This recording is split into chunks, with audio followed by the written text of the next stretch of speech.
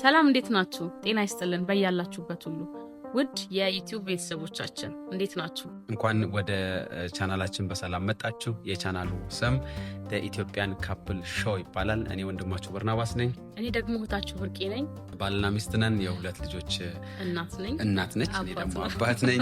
እና እንደኛ ወላጆች ለሆናችሁ ገና ደግሞ ወደ ትዳር ልትገቡ ላሰባችሁ በኢትዮጵያም ለምትኖሩ ከኢትዮጵያም ውጭ ላላችሁ ምሳሌ የሚሆን ነገር ለእናንተ መነሳሻ የሚሆን ነገር ማህበራዊ ጉዳዮችን ስለ ቤተሰብ፣ ስለ ልጆች አስተዳደግ፣ ስለ ሪሌሽንሺፕ፣ ስለ ባህል፣ ስለ ምግብ ብዙ ነገር ለእናንተ ይጠቅማል የምንለውን ነገር ሁሉ ይዘን የምንመጣበት የዩቲዩብ ቻናላችን ነው።